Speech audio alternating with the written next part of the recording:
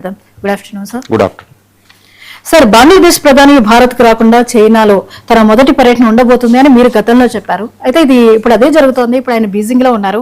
అయితే ఈ విషయంలో ఇండియా ఆందోళన చెందుతున్నట్లుగా తెలుస్తోంది. ఎందువల్ల సార్? కారణం ఏంటి? ఇప్పుడు చైనా పాక్ బంగ్లా బంధం ప్రమాదకరమేనా? ఎస్ అండి, ఇప్పుడు బంగ్లాదేశ్ నూతన ప్రధానమంత్రి తారిక్ రహమాన్ ఇప్పుడు బీజింగ్ లో పర్యటిస్తున్నారు. 3 రోజుల ఒక సుదీర్ఘ పర్యటన అన్నమాట.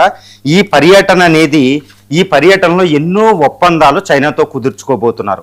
యాక్చువల్గా చెప్పాలంటే నేను 1 మంత్ బ్యాకే నేను చెప్పడం జరిగింది. ఇప్పుడు ఇండియా బంగ్లాదేశ్ల మధ్య ఎన్నో ప్రాబ్లమ్స్ ఉండడం వల్ల భారత్ రావాల్సిన తారిక్ రహమాన్ బిఎన్పి అధ్యక్షుడు ఈయన చైనా పర్యటనకు వెళ్ళాడు. మలేషియా చైనా పర్యటన మొట్టమొదటి పర్యటన చేస్తున్నాడు.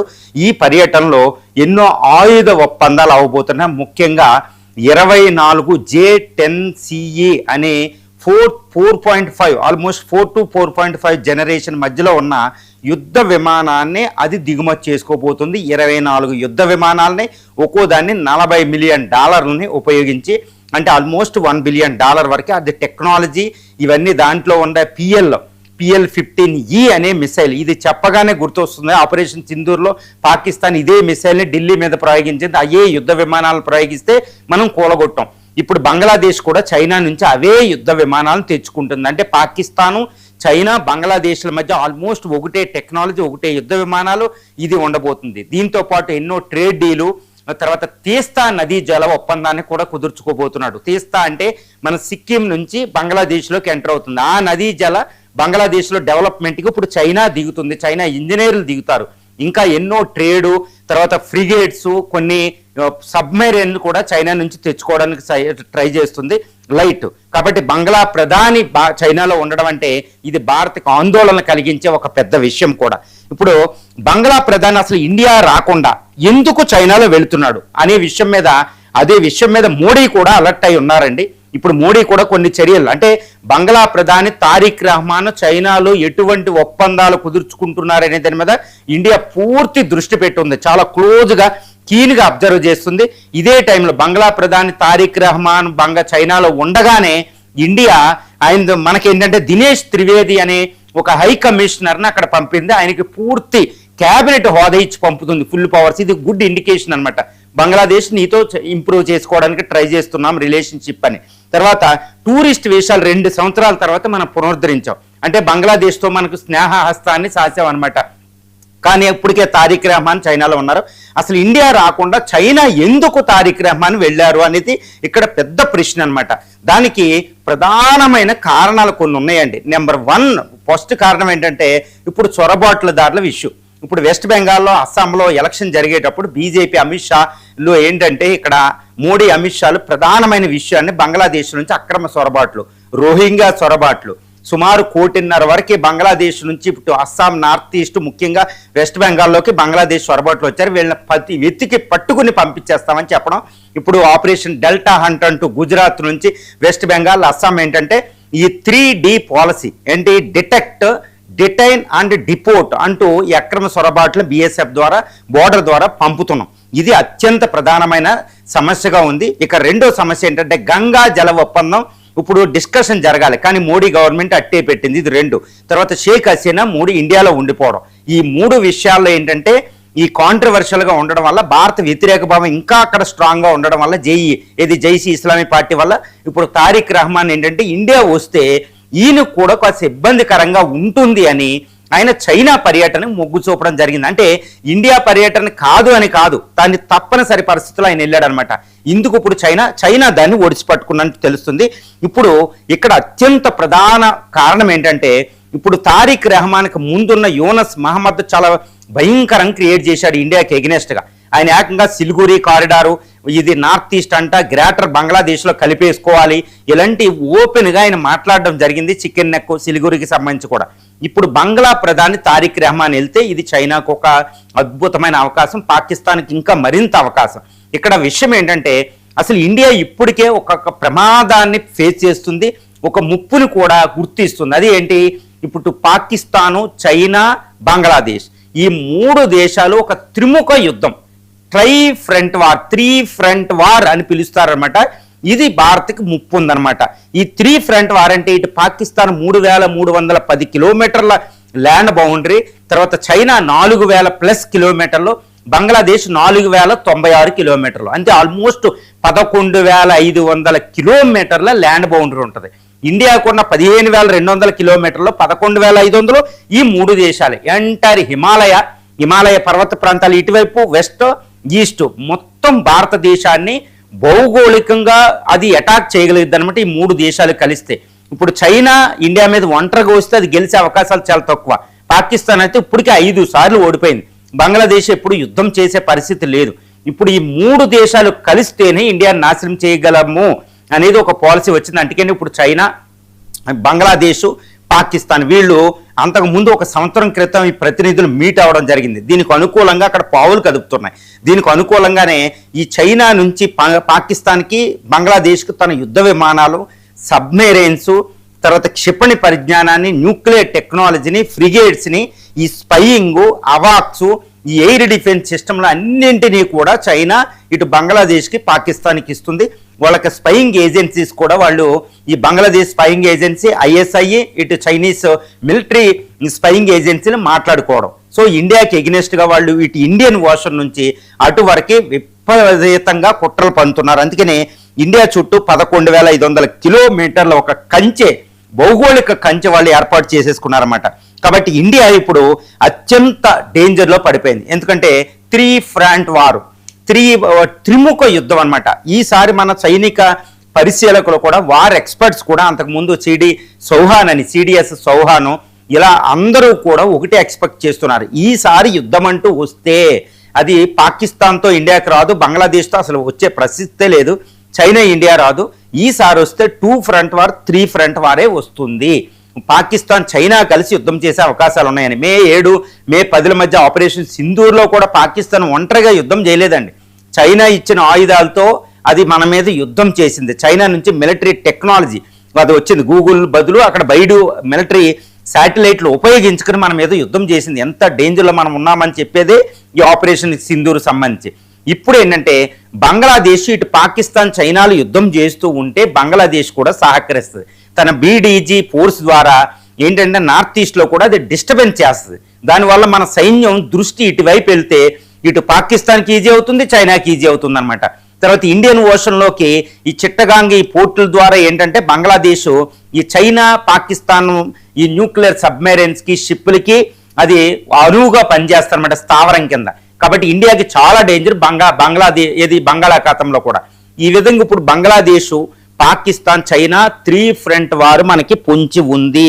చాలా చాలా డేంజర్. అందుకే బంగ్లాదేశ్ చైనాతో క్లోజ్ అవుతుంటే, ఇప్పుడు తారిక్ రహమాన్ చైనా విజిట్కి వెళ్తుంటే మనకి ఆందోళన కలిగించే అతిపెద్ద విషయం అనమాట. చైనా ఏంటంటే ఇది చాలా డేంజరస్ మనకు చేస్తుంది. తర్వాత దక్షిణ ఆసియాలో చైనా ఏంటంటే చాలా విపత్తు కలిగిస్తుంది. ఎందుకంటే దక్షిణ ఆసియా అయినా ఇటు పాకిస్తాన్లో China friend, all weather friend అని పిలుస్తాం. ఇప్పుడు బంగ్లాదేశం తన కూటమిలోకి లాక్కుంటుంది ఇండియాకి ఎగినెస్ట్గా. ఇప్పటికే నేపాల్లో లుంబిని ప్రాజెక్ట్ అని అటు బోర్డర్ ద్వారా అది ఆల్రెడీ నేపాల్లో ఎక్కువ పెట్టుబడులు పెట్టి దేశంగా తయారైంది. భూటాన్ ఒకటే లొంగకుండా ఉంది. ఇక శ్రీలంకలో హంబోంటాటా పోర్టు తయారు చేసింది. మాల్దీవులు మనకి ఎగ్నెస్ట్గా ఆల్రెడీ ఎప్పుడు మాట్లాడుతూ ఉంటుంది. అక్కడ కూడా చైనా స్థావరాలు ఉన్నాయి. ఈ విధంగా సార్క్, దక్షిణాసియాలో ఇండియా చుట్టూ ఉన్న చిన్న దేశాలని అదుపులో పెట్టేసుకుంది. ఎక్సెప్ట్ భూటాన్ తప్పితే చిన్న దేశం కాబట్టి దక్షిణాసియాలో చైనా ఆగడాలు ఎంతవరకు వెళ్ళిపోయినాయి అంటే ఇండియాని కంటైన్ చేసేసినాయి. అది చాలా డేంజర్. ఈ దక్షిణాసియా చిన్న చిన్న దేశాల్లోకి రావడం వల్ల ఈ మాల్దీవులు, ఈ శ్రీలంకలోని హంబోంటాటా పోర్టు, తర్వాత బంగ్లాదేశ్లో చిట్టగాంగ పోర్టులు, పాకిస్తాన్లో గోడార్ పోర్టు, వీటి ద్వారా స్ట్రింజా పెరల్స్ పెట్టి ఇండియన్ ఓషన్లో భారతదేశాన్ని చుట్టుముట్టేస్తుంది చైనా. కాబట్టి ఇండియాకి ఎగ్నెస్ట్గా అటు ల్యాండ్ బౌండరీ ఇది 15,200 కిలోమీటర్ల పాటు, ఇటు ఓషన్లో కూడా, కోస్టల్ తీరంలో కూడా చైనా మనల్ని చుట్టుముట్టు ఉందన్నమాట.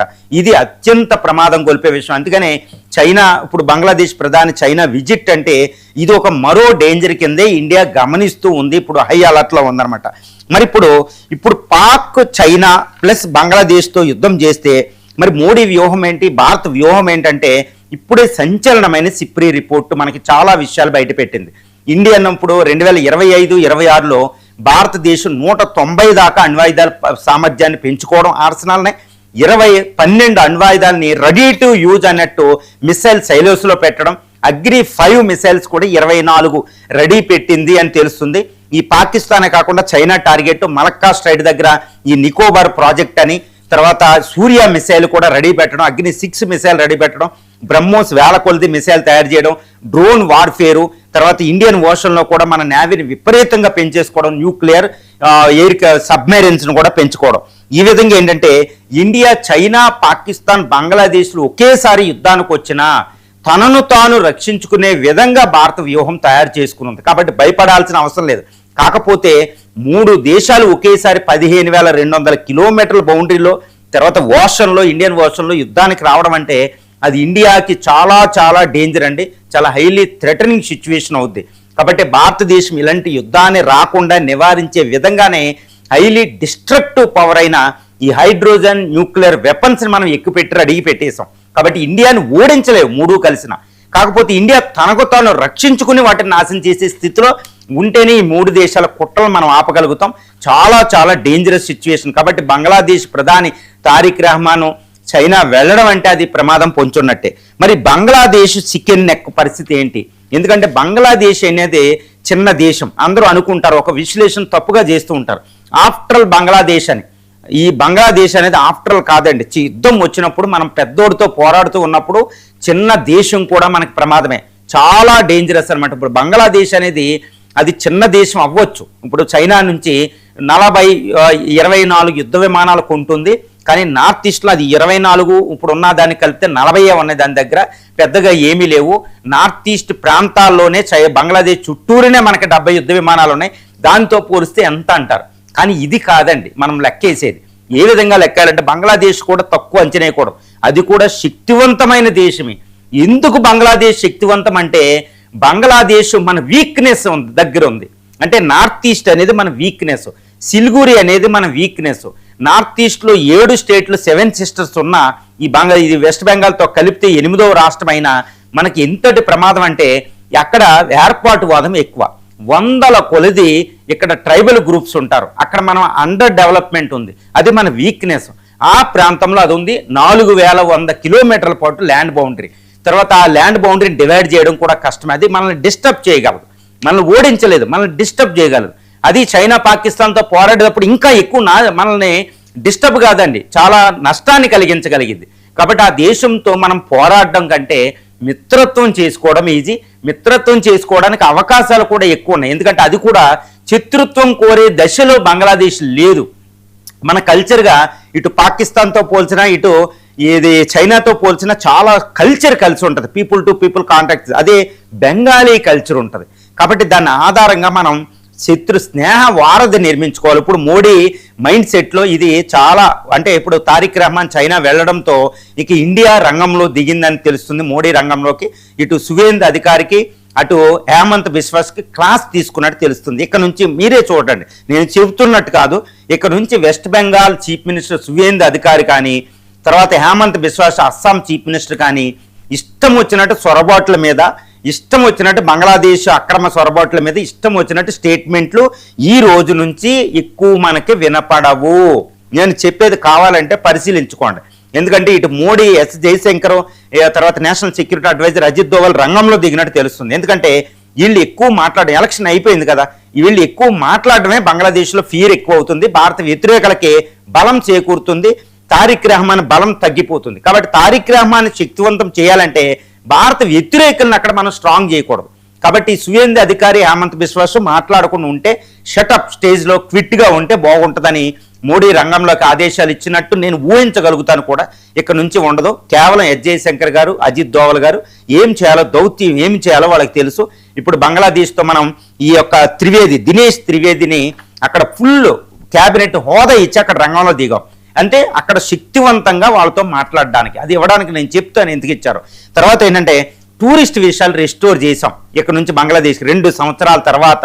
రెండోది ఏంటంటే సొరబాట్ల విషయంలో క్యాబినెట్ కేంద్రం చర్యలు తీసుకుంటుంది, అంతేగాని ఈ రాష్ట్రాలకి ఏ విధంగా వాళ్ళు మాట్లాడరు. అది 3వ చర్య. ఇక 4వ చర్య ఏంటంటే ఇప్పుడు తారిక్ రహమాన్ ఇండియా రావడానికి మార్గం సుగమం చేస్తుంది. ఎందుకంటే ఇప్పుడు డిసెంబర్ నాటికి గంగా జల ఒప్పందం పరిపూర్ణం అవుతుంది, 20 సంవత్సరాలు అయిపోతుంది.